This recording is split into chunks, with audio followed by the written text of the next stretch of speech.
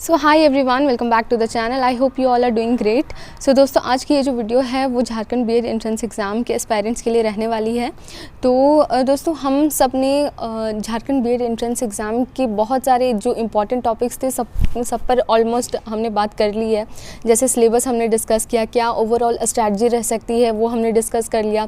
And classes भी चल रही हैं, इंग्लिश और हिंदी की अभी चल रही हैं। एंड आफ्टर दैट मैं टीचिंग एप्टीट्यूड और आपका ये रीजनिंग की भी स्टार्ट करूँगी। तो सारी चीज़ें चल रही हैं, but mid of that you realize कि आप कंसिस्टेंट नहीं रह पा रहे हो। ठीक है, तो बहुत सारे एस्पायरेंट्स हैं, उनके साथ ये मेन प्रॉब्लम होती ही है कि कुछ दिन उन्होंने स्टार्ट किया, स्टार्टिंग में बहुत ज़्यादा मोटिवेशन रहा, उन्होंने स्टार्ट किया, कुछ दिन उन्होंने पढ़ा, 3 से 4 दिन पढ़ा, एंड देन बिल्कुल नील हो जाता है कि हाँ, पढ़ने का मन ही नहीं कर रहा। ठीक है, तो ये वाली सिचुएशन जो आती है उसको फिगर आउट करने के लिए हमारे पास एक बहुत ही इंपॉर्टेंट सा चीज़ होता है, वो है रूटीन। ठीक है, तो आज की वीडियो में हम लोग बात करेंगे बेस्ट रूटीन की, और इस पर भी बात करेंगे कि हम लोग कैसे कंसिस्टेंट रह सकते हैं। ठीक है, तो बेस्ट रूटीन हमारा कैसे बनेगा? तो बेस्ट रूटीन हमें बनाने के लिए हमें अपने सब्जेक्ट्स को देखना पड़ेगा। ठीक है, कि कितना वेटेज किस सब्जेक्ट का है। तो सबसे पहले अगर मैं बात करूं, आपके टोटल 4 सब्जेक्ट्स हैं, teaching aptitude, English, Hindi and then reasoning. ठीक है, सबसे ज़्यादा जो वेटेज रहने वाला है आपका वो टीचिंग एप्टीट्यूड का रहेगा, क्योंकि ये 40 मार्क्स का है। एंड रीजनिंग का आप देखोगे तो 30 मार्क्स का आपका रीजनिंग आने वाला है। इंग्लिश और हिंदी 15 मार्क्स ईच। ठीक है, तो सबसे ज़्यादा वेटेज जिसका है उसको तो हम लोग फोकस करके बिल्कुल रेगुलरली बिल्कुल पढ़ना ही है। ठीक है, तो टीचिंग एप्टीट्यूड के लिए हम लोग रखेंगे 2 आवर्स। ठीक है, दिन में 2 घंटे टीचिंग एप्टीट्यूड के लिए निकाल के पढ़ना ही पढ़ना है। ठीक है, अब जो नेक्स्ट हमारा रहेगा वो रहेगा रीजनिंग का। रीजनिंग में आपको क्या करना है कि आप क्या करोगे, प्रैक्टिस की चीज़ है रीजनिंग। ठीक है, पहले तो आप कॉन्सेप्ट कुछ क्लियर कर लो। मान लेते हैं कि आप एनालॉजी ही पढ़ रहे हो, तो उसके कुछ कॉन्सेप्ट से क्लियर कर लो। उसके बाद आप क्या करो, उसे प्रैक्टिस करो। ठीक है, अगर आपका रीजनिंग बहुत ही अच्छा है तो फिर बहुत ज़्यादा टाइम देने की ज़रूरत नहीं है, आप आधा घंटा भी करोगे प्रैक्टिस तो काफ़ी है। But if you are a beginner and बहुत ज़्यादा कॉन्फिडेंट नहीं हो रीजनिंग में, तो क्या करो, आपकी प्रैक्टिस ज़्यादा करना, एक घंटे काफ़ी रहेंगे रीजनिंग के लिए। ठीक है, और अगर आपको नीड लगती है कि हाँ, मुझे और आवर्स बढ़ा देने चाहिए, तो आप 1 से 1.5 घंटे फिर भी काफ़ी होगा। ठीक है, अब हम लोग बात करते हैं हिंदी और इंग्लिश की। ठीक है, हिंदी के लिए आप 1 आवर दो, जिसमें कि आप मोस्ट इंपॉर्टेंट टॉपिक्स को पढ़ सकते हो।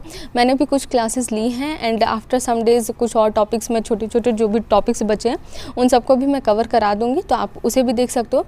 एंड इंग्लिश पर अब आते हैं, हिंदी के लिए हमने 1 आवर रखा, 1 आवर, एंड इंग्लिश पर अब आते हैं। तो इंग्लिश के लिए मैं आपको कहूँगी कि वो 15 मार्क्स का भले है, लेकिन उसके लिए हमें 2 आवर्स डिवोट करने चाहिए। ठीक है, अब मैं ये क्यों कह रही हूँ, क्योंकि इंग्लिश में हमारा ग्रामर पोर्शन से भी आ रहा है और वोकैबुलरी पोर्शन से भी आ रहा है। ठीक है, वोकैबुलरी में आप लोगों को जो भी याद करने वाला चीज़ है वो 1 घंटे के अंदर करना है, और 1 घंटे आपको कॉन्सेप्चुअल वाला करना है, मतलब ग्रामर पोर्शन करना है। ठीक है, इंग्लिश के लिए 2 घंटे, जिसमें कि 1 घंटे आप क्या करोगे, ग्रामर पोर्शन करोगे, और 1 घंटे में क्या करोगे, वोकैबुलरी लर्न करोगे। ठीक है, क्योंकि अराउंड 7 से 8 मार्क्स जो आपके रहने वाले वो वोकैबुलरी पोर्शन से रहेंगे। ठीक है, तो यहाँ तक हमने चारों सब्जेक्ट को डिस्कस कर लिया। मैं एक बार रिकॉल कर देती हूँ आप लोगों को।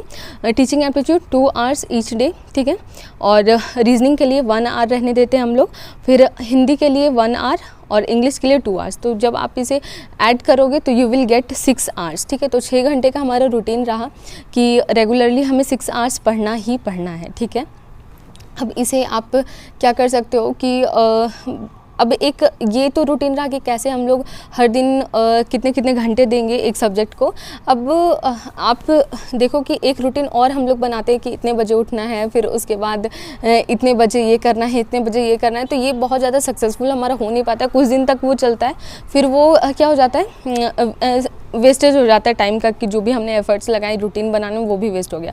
तो हमें बहुत ज़्यादा, अगर आप वैसा भी रूटीन बनाना चाहते हो, ठीक है, तो बहुत ज़्यादा रिजिड रूटीन मत बनाओ, फ्लेक्सिबल बनाना कि आप उसको फॉलो कर सको। एंड इस तरह से मतलब बस माइंड में क्लियर रखो कि हाँ, ये सब्जेक्ट मुझे पढ़ने हैं, जब भी मुझे टाइम मिल रहा है तो मैं ये सब पढ़ते जाऊँ। ठीक है, तो अब हम लोग बात करते हैं, सॉरी मैं एक बार ब्राइटनेस थोड़ी बढ़ा देती हूँ क्योंकि ऑलरेडी शाम हो चुकी है।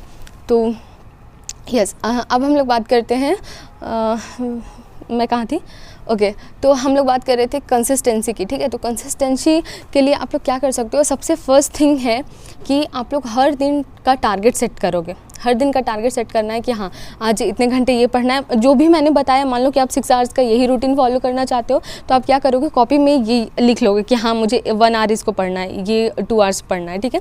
बस आप सिंपली ये लिख लो। अगर आप टॉपिक्स नहीं भी लिखते हो तो बस आवर्स को ही आप लोग एम बना करके हर दिन की शुरुआत करो कि इतना पढ़ना, और जैसे जैसे आपका कंप्लीट होते जाए उसको टिक करते जाओ।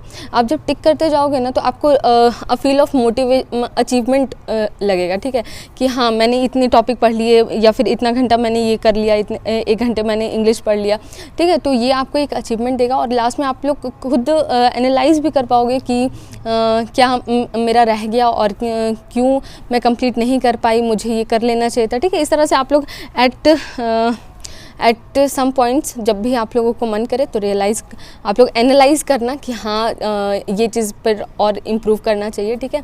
और मैं एक बात बताऊँ, कंसिस्टेंसी के लिए मोटिवेशन जो आपका है, ठीक है, जो इनर मोटिवेशन है वो सबसे बड़ा रोल प्ले करता है, ठीक है। अब आपका मोटिवेशन क्या है इस झारखंड बीएड एंट्रेंस एग्ज़ाम के लिए, वो आपको ही डिसाइड करना है। क्या वो गवर्नमेंट कॉलेज लेना है, क्या आप चाहते हो कि हमारा जो बीएड है वो बिल्कुल जो कॉलेज की फ़ी हो बिल्कुल फ्री ही रहे।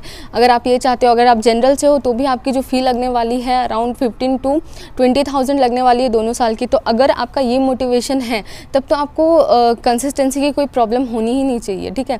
क्योंकि आप लोग देख रहे हो कि टीचर्स की जो वैकेंसी आई है बीपीएससी के थ्रू, बिहार में टीचर्स की जितनी भी बहाली हो चुकी है अभी, तो उसके रीज़न से पता है क्या हो रहा है कि होने वाला है इस बार, मुझे जैसा लगता है कि बीएड बहुत कोई करेंगे, ठीक है। तो बहुत कोई करेंगे तो इसका मतलब क्या है कि हमें अपनी तैयारी भी अच्छी रखनी चाहिए, ठीक है। तो यही मैं बोलूँगी कि बिल्कुल इनर मोटिवेशन जो भी है आपका, कि हाँ आप बाहर आकर के पढ़ना चाहते हो, या फिर गवर्नमेंट कॉलेज ही मुझे चाहिए, या फिर ऐसा भी हो सकता है कि हाँ मुझे रैंक होल्डर बनना है, कि हाँ मेरा बिल्कुल टॉप 50 में मेरी रैंक रहे, ऐसे भी मोटिवेशन हो सकती है, ठीक है। तो आपका जो भी इनर मोटिवेशन है आप उसको बस ले करके चलो, यू विल बी कंसिस्टेंट, ठीक है। और बस मुझे यही बोलना था कि इसी तरह से आप रूटीन फॉलो कर सकते हो, कंसिस्टेंट रहिए और मोटिवेटेड रहिए। वीडियोज़ अपलोड होती रहेंगी। And bye bye, take care.